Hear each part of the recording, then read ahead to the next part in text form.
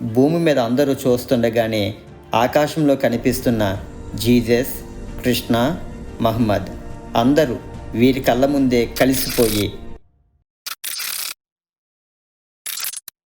ఆది నుండి దేశాల మధ్య ఆధిపత్యం కోసం పోరు, మతాల మధ్య రగులుతున్న చిచ్చులు. ఇక ప్రపంచం విసిగిపోయింది. ఇది అంతము కాని సమస్య. దేశాల మధ్య బార్డర్స్ చెరిపివేసి మతాలను ఐక్యం చేయడం ఈ భూగ్రహం మీదనే కాదు, విశాల విశ్వంలోనే అసంభవమైన కార్యం. అందుకే ఒక క్రొత్త మోసం పుట్టుకు వస్తుంది. సత్యదేవుడైన యేసయ్యను నమ్మక అబద్ధాన్ని విశ్వసించిన వారి అందరిలో ఈ మోసం పనిచేయబోతుంది. చూసే నీ కళ్ళు, వినే నీ చెవులు, ఆలోచించే నీ మనసు నిన్ను మోసం చేస్తాయి. అవును, మీరు విన్నది నిజం మాత్రమే కాదు, దానికి మించిన ప్రవచన నెరవేర్పు. 2వ తెస్సలోనియులకు 2:12లో అబద్ధమును నమ్మునట్లు మోసము చేయు శక్తిని దేవుడు వారికి పంపుచున్నాడు. సరే, రాబోతున్న ఆ మోసం ఏమిటి? దీనిని పూర్తిగా వినే ముందు మన స్వరూప్ బీపీహెచ్ ఛానల్ను సబ్స్క్రైబ్ చేయండి. ఈ వీడియో తప్పకుండా లైక్ చేయండి. వీడియోస్ త్వరగా చేయండి అని ఎక్కువ మంది కామెంట్ పెడుతూ ఉన్నారు. ఇప్పుడున్న కంప్యూటర్ అండ్ ఎక్విప్మెంట్ చాలా స్లోగా ఉండడం వలన వీడియోస్ లేట్ అవుతూ ఉన్నాయి. కాబట్టి కొత్త ఎక్విప్మెంట్ కోసం ప్రార్థన చేయండి. సరే, విషయంలోనికి వెళ్దాం. రాబోతున్న మోసం ఏమిటి? Project blue beam. అంతా నార్మల్గా ఉన్న ఒకరోజు సడన్గా ఆకాశం అంతా మారిపోయి ఏదో ప్రత్యేకమైన వింత ప్రపంచంలా మారిపోయింది. దానిని చూస్తున్న ప్రజలకు ఏమీ అర్థం కావడం లేదు. సడన్గా ఆకాశంలో భారతదేశంలో యేసు ప్రభుల వారు, కృష్ణుడు, మహమ్మద్ ఒకేసారి కనిపిస్తారు. అదే క్రిస్టియన్ దేశంలో అయితే ఓన్లీ జీసస్ మాత్రమే కనిపిస్తారు. ముస్లిం దేశం అయితే మహమ్మద్ మాత్రమే కనిపిస్తారు. అప్పుడు భూమి మీద ఉన్నవారు ఆశ్చర్యచకితులై హల్లెలూయా అని క్రైస్తవులు కేకలు వేస్తారు. ముస్లిమ్స్, హిందువులు వారి పద్ధతులలో కేకలు వేస్తారు. భూమి మీద అందరూ చూస్తుండగానే ఆకాశంలో కనిపిస్తున్న జీసస్, కృష్ణ, మహమ్మద్ అందరూ వీరి కళ్ళ ముందే కలిసిపోయి ఒకే మానవునిగా మారిపోతారు. అప్పుడు చూస్తున్న వారి మెదడులో ఒక స్వరం ధ్వనిస్తూ ఉంది. నేను ప్రపంచం ముందుకు రావడానికి సమయం వచ్చింది. ఈ విశ్వానికి నేనే దేవుడను, నన్నే అనుసరించండి. వేడని ఆశ్చర్యంలో ఉన్న ప్రజలు అందరూ మంత్రముగ్ధులయ్యి అతనిని వెంబడిస్తారు. అతనే క్రొత్త దేవుడు, క్రొత్త మతం అవుతాడు. భూమి మీద ఉన్నవారు అందరూ ఏకగ్రీవంగా అతనిని అంగీకరించడం ద్వారా ఒకేసారి ఏకమతం, ఏక నాయకుడు, ఏక గవర్నమెంట్ పుట్టుకొస్తాయి. ఆ నాయకుడే భూమి మీద మొదటి, చివరి ప్రపంచ నాయకుడు అవుతాడు. భూమి మీద ప్రపంచం అంతటిని పరిపాలించబోయే ఏకైక మొదటి మరియు చివరి నాయకుడనవుతున్నాను. వాడిని బైబిల్ యాంటీ క్రైస్ట్ లేదా క్రీస్తు విరోధి అని పిలుస్తుంది. ఇది మీకు నమ్మశక్యంగా అనిపించకపోవచ్చు, బైబిల్కు అనుబంధంగా లేదు అని కూడా అనుకోవచ్చు. ఒక్కసారి ఈ వాక్యం చూడండి. క్రీస్తు విరోధి రాక ఏ విధంగా ఉంటుందో బైబిల్ చెబుతుంది. 2వ తెస్సలోనియులకు 2వ అధ్యాయము 8, 9, 10 వచనాలు. అప్పుడు ఆ ధర్మ విరోధి బయలుపరచబడును. వాని రాక అబద్ధ విషయమైన సమస్త బలముతోనూ, నానా విధములైన సూచక క్రియలతోనూ, మహత్కార్యములతోనూ, దుర్నీతిని పుట్టించు సమస్త మోసముతోనూ నశించుచున్న వారిలో సాతాను కనపడుచు బలమును అనుసరించి ఉండును.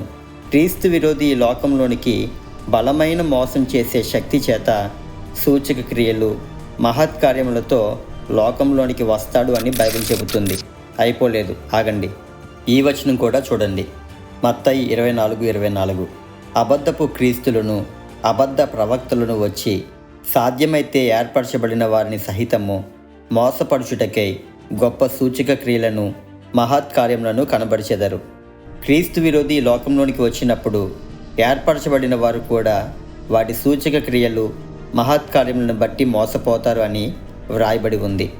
ఇక్కడ వాస్తవం ఏంటి అంటే, కాస్తో కోస్తో డెవలప్ అయిన ఏఐ టెక్నాలజీ ఇప్పుడు చూస్తున్న వాటిని చూసి నిజమో అబద్ధమో తెలుసుకోలేని స్థితిలో ఉంటున్నాం. అలాంటిది రాబోయే ఆ రోజుల్లో చూసే కన్నులు, వినే చెవులు, స్పృశించే మనస్సు ఏవి నిజం కావు. ఎన్నో తరాలుగా జరగని ఏకమతం మోసంతో ఏకమవుతాయి. ఆ రోజుల్లో భూమి మీద తాము నమ్మిన విశ్వాసాన్ని మాత్రమే చేతపట్టుకున్న క్రైస్తవులకు మహాశ్రమలు ప్రారంభమవుతాయి. ఈరోజు ఉన్న అనేక నామకార్థ సంఘాలు, నామకార్థ పాస్టర్స్ క్రీస్తు విరోధితో ఏకీభవించి నిజ క్రైస్తవులను క్రీస్తు విరోధికి అప్పగిస్తారు. యాంటీ క్రైస్ట్ పరిపాలన గురించి సెపరేట్ వీడియో చేస్తాను. క్రీస్తు విరోధి ప్రాజెక్ట్ బ్లూ బీమ్లో చెప్పిన విధముగానే వస్తాడు అని చెప్పడం లేదు, కానీ క్రీస్తు విరోధి రాకకు చేసే అనేక ప్రయోగాలలో మనకు తెలిసింది కేవలం ఒక్క ప్రాజెక్ట్ బ్లూ బీమ్ మాత్రమే. మనకు తెలియని హిడెన్ ప్రాజెక్ట్స్ ఇంకెన్ని ఉన్నాయో. 1990లో సెర్జ్ మోనెస్ట్ అనే కెనడా జర్నలిస్ట్ మొదట ఈ బ్లూ బీమ్ ఆలోచనను బయటపెట్టాడు. ఆయన చెప్పిన ప్రకారం యునైటెడ్ నేషన్స్ మరియు నాసా కలిసి ఒక పెద్ద సీక్రెట్ ప్రాజెక్ట్ చేస్తారని, దీని లక్ష్యం నూతన ప్రపంచ పద్ధతి న్యూ వరల్డ్ ఆర్డర్ను తీసుకుని రావడమే అని చెప్పారు. నూతన ప్రపంచ పద్ధతి అంటే ఏంటి? దానిలో ప్రపంచం అంతటినీ పరిపాలించే ఒకే ఒక నాయకుడు ఉంటాడు, ఒకటే గవర్నమెంట్ ఉంటుంది, ఒకటే కరెన్సీ, ఒకటే మతం ఉంటుంది. నాయకులందరూ ఈ న్యూ వరల్డ్ ఆర్డర్ రావాలని ఎప్పటి నుండో కలలు కంటూ ఉన్నారు. Future generations, a new world order. A new world order can emerge, a new era. We needed a new world order. When really a new world order can be created, it's a great opportunity. It is a big idea, a new world order. అసలు ఈ project blue beam వాస్తవ ప్రపంచంలో జరగడానికి అవకాశం ఉందా? ఒక్కొక్కటిగా చూద్దాం. Holographic technology, కన్నులను మోసం చేసే కాంతి. మనిషి చరిత్రలో అత్యంత బలహీనమైన ఇంద్రియం ఏదో తెలుసా? చెవి కాదు, చేయి కాదు, కన్ను. ఎందుకంటే కన్ను చూసిన ప్రతిదీ నిజమని మెదడు వెంటనే అంగీకరిస్తుంది. అందుకే సాతాను మొదట ఆలోచనను కాదు, కాంతిని వాడాడు. అసలు హాలోగ్రామ్ అంటే ఏంటి? హాలోగ్రామ్ అంటే ఇమేజ్ కాదు, వీడియో కాదు, లైట్ మ్యానిప్యులేషన్. సింపుల్గా చెప్పాలి అంటే కాంతి ద్వారా అక్కడ నిజంగా ఏదో ఉంది అనిపించేలా చేయడం. టచ్ చేయలేం, పట్టుకోలేం, కానీ నిజంగా కనిపిస్తుంది. ఇది ఊహ కాదు, ఇది ఆప్టికల్ రియాలిటీ. స్కైలో హాలోగ్రామ్ ఎలా పాసిబుల్? చాలామందికి ఇక్కడే డౌట్ వస్తుంది, ఆకాశంలో ఎలా చూపిస్తారు అని. Laser projection, high power lasers మైళ్ళ దూరం వరకు ఎయిర్ మాలిక్యులస్ మీద రిఫ్లెక్ట్ అవుతాయి.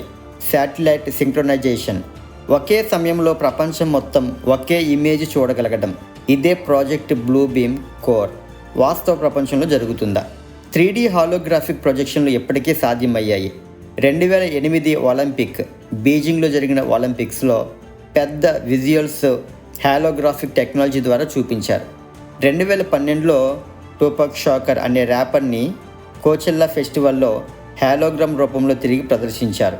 ఆకాశంలో సూచక్రియలు ఎందుకు భయంకరం?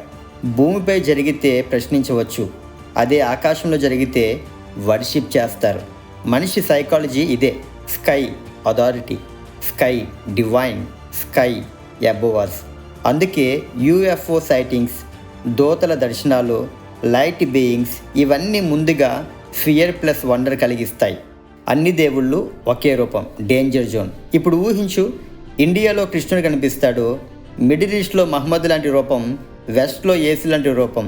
కానీ కొద్ది క్షణాల్లో లైట్ డిస్టోర్డ్ అవుతుంది, ఇమేజెస్ మెర్జ్ అవుతాయి, ఒకే వ్యక్తిగా మారిపోతాడు. అప్పుడు ఒకే వాయిస్ వినిపిస్తుంది, ఎప్పటి వరకు మీరు విడిపోయారు, ఇప్పుడు ఒక్కటవ్వండి. ఇది బలవంతం చేసే ఫోర్స్ కాదు, ఇది ఎమోషనల్గా లోబడతావు. ఇక్కడ ఒక ముఖ్యమైన విషయం, హోలోగ్రామ్ కంటిని మోసం చేస్తుంది, కానీ మనసును పూర్తిగా కన్విన్స్ చేయలేదు. అందుకే వాయిస్ టు స్కల్, నీ తల లోపల ఒక వాయిస్ వింటావు, ఉద్వేగభరితంగా మార్చే తరంగాలు. నువ్వు చూస్తావు, నువ్వు వింటావు, నువ్వు అనుభవిస్తావు. అప్పుడు ఇది ఫేక్ కావచ్చు అనే థాట్ రావడానికి అవకాశమే ఉండదు. అబద్ధం లౌడ్గా ఉంటుంది, సత్యం క్విక్గా ఉంటుంది. హోలోగ్రామ్ ఆకాశం నిండా అరుస్తుంది, నిజం మాత్రం మనసులో మెల్లగా మాట్లాడుతుంది. చివరి మోసం చీకటిలో కాదు, కాంతిలో జరుగుతుంది. సెర్జ్ మోనెస్ట్ చెప్పినట్లు ఈ టెక్నాలజీని వాడి ఆకాశంలో దేవుడు కనిపిస్తున్నట్లు ప్రజలకు చూపించడం ఇప్పటి కాలంలో సాధ్యమే.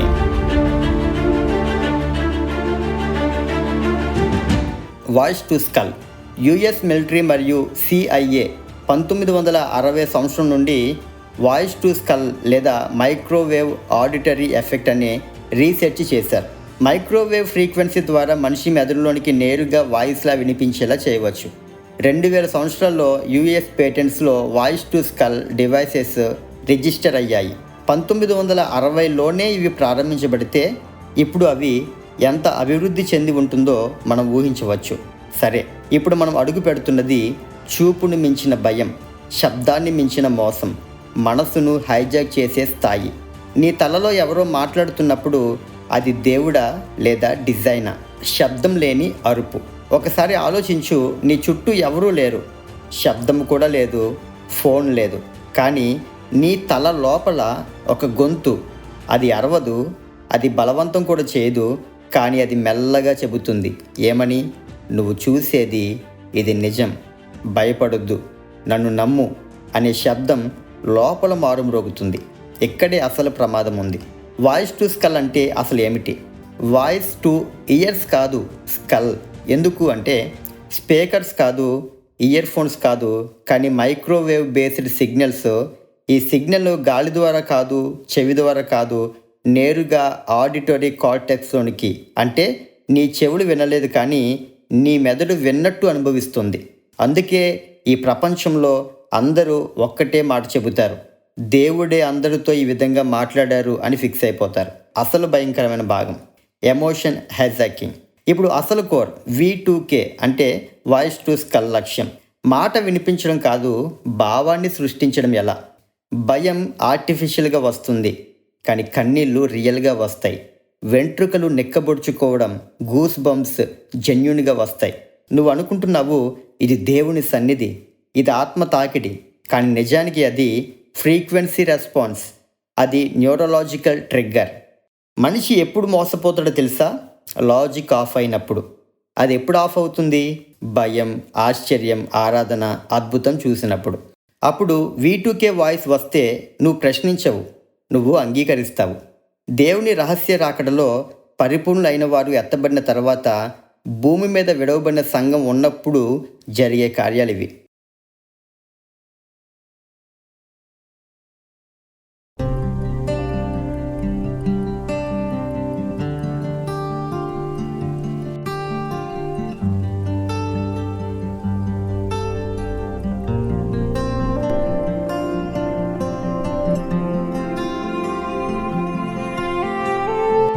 ఈ రోజు ఆకాశం చాలా బాగుంది కదా?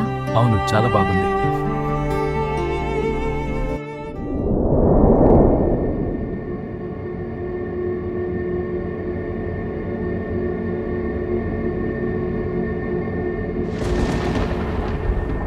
ఏంటి ఆకాశం సడన్ గా మారిపోయింది?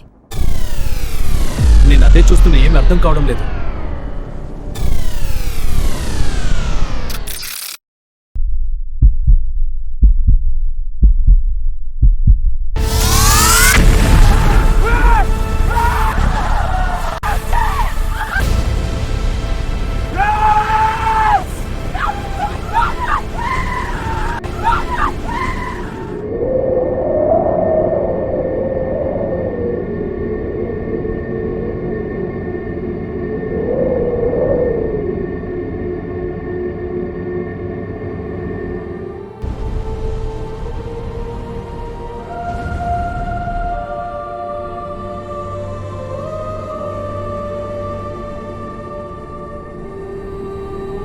ఏంటి ఈ విచిత్రం? ఇది యేసయ్య రాకడా?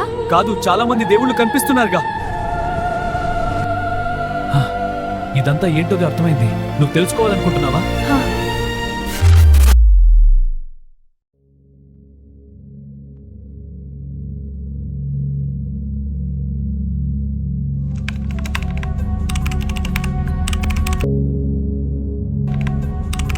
మన బాస్ మనతో మాట్లాడాలంటున్నారు. అందరూ స్క్రీన్ దగ్గరకు రండి.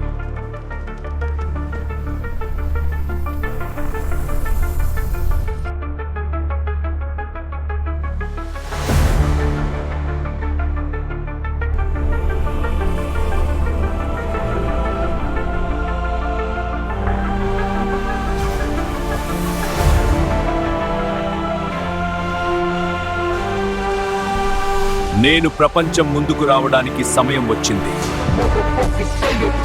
భూమి మీద ఉన్న ప్రభుత్వాల ముఖ చిత్రాన్నే మార్చివేస్తాను. భూమి మీద ప్రపంచం అంతటిని పరిపాలించబోయే ఏకైక మొదటి మరియు చివరి నాయకుడనవుతున్నాను. వరల్డ్ గవర్నమెంట్స్ నా చేతిలో ఉంటాయి. ప్రపంచం అంతా ఒకే మతం ఉంటుంది, ఒకే నాయకుడు, ఒకే వ్యవస్థ ఉంటుంది. మతాలను అంతం చేయడం అసాధ్యం. ఆ మతాలను అంతం చేస్తానని చెప్పలేదు. ఆ మతాలలో నుండే ఒక క్రొత్త మతం పుట్టిస్తాను. ఆ మతానికి దేవుడు నేనే, ఈ ప్రపంచానికి రాజు నేనే. I'm the dark lord. Hey, ఏదో మెయిల్ వచ్చింది.